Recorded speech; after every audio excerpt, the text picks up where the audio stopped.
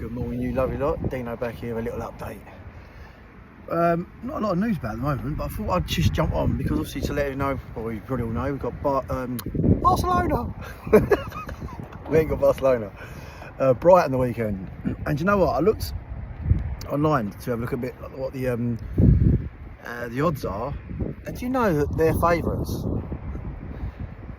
Don't you think it's a strange time that Tottenham Hotspur? I know we had a dross season last year, but we're going to get played against a team like Brighton on the south coast, and they're favourites to beat us. How has that been allowed to happen? Listen, I know Brighton do really well. They're a fantastically structured football club, but we're Tottenham Hotspur, apparently a top 6 club, and yet they are favourites to beat us. I don't know, what do you think about that? Do you think they should be favourites to beat us? I personally don't think they should be favourites to beat us. I'm not saying they won't be, or if you understand what I'm saying. They're a more established team than us. We've got a new manager that's come in that's trying to get his philosophy of football across. But it's Brighton. Come on, we're Tottenham Hotspur Football Club. Yeah, I mean, maybe it is a showing of how far we have actually dropped. We think we're a top 6 club, but really we've got teams like Brighton that are better favourites to beat us. I don't know. What do you guys think about the weekend? How are you feeling about it? Are you feeling confident? I think there's a bit of a strange sort of feeling across the club at the moment with the fan base, if I'm honest. I'm still feeling obviously confident that obviously Frank's come in and starting to stamp his authority on the club and getting his way of playing across. And as he's said in his interview, that he feels like there's a 3-phase thing with Tottenham and taking them over and changing their way. He reckons he's done phase 1, not done it, but he's well underway with it. Hence the reason why we're keeping clean sheets. He was trying to hit the defence, our defensive frailties, which were horrendous under Postecoglou, as I'm sure even the most hardened Postecoglou fans would admit. But yeah, I mean, then he's saying phase 2 comes. Now, when he's saying phase 2 and phase 3, is he talking about midfield and then strikers? I don't think he is. I don't think he is, because, but, and he said that, he said phase 1 is about not conceding goals and defending. Now, obviously that, as anybody that knows anything about football, defending starts from your strikers.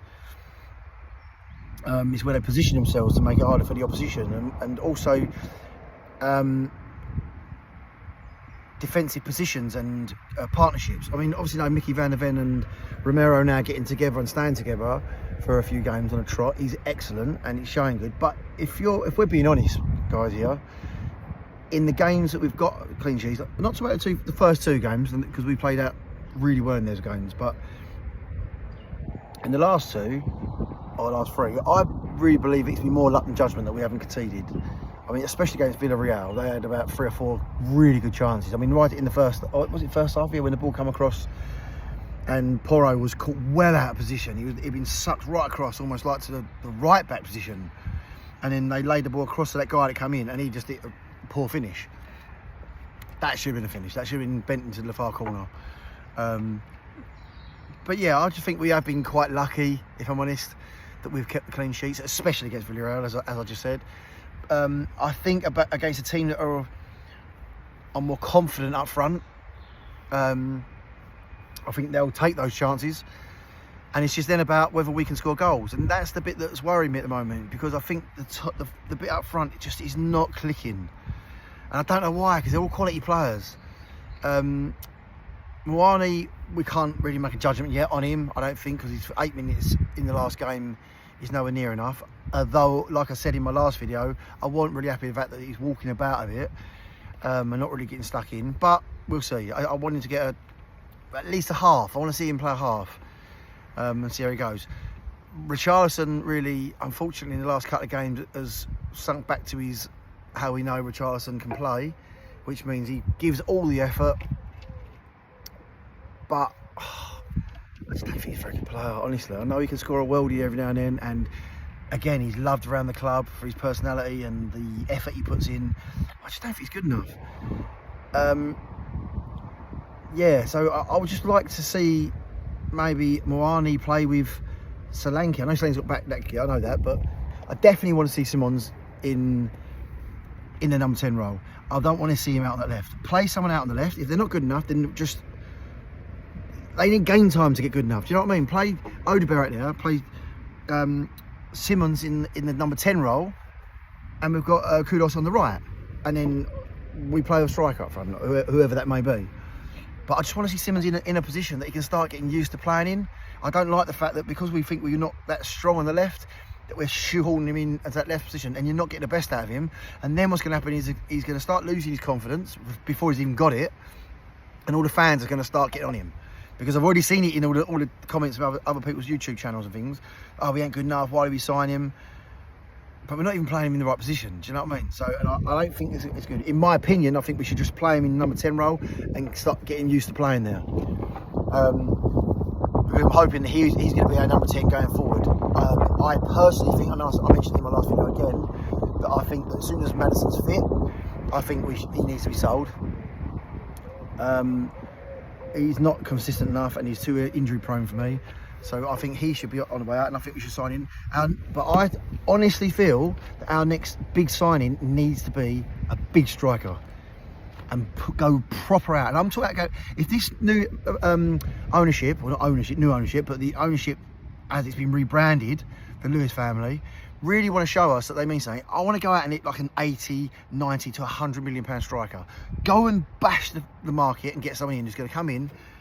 Now don't get wrong, that may even be getting Kane back, which isn't going to cost you that much. It might cost you 60 million if Kane will come back, that is, of course.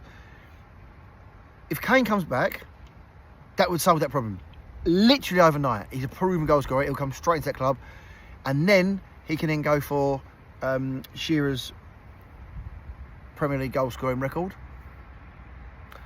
But that would be it for me. I think that's just a striker. I think we definitely need a striker now.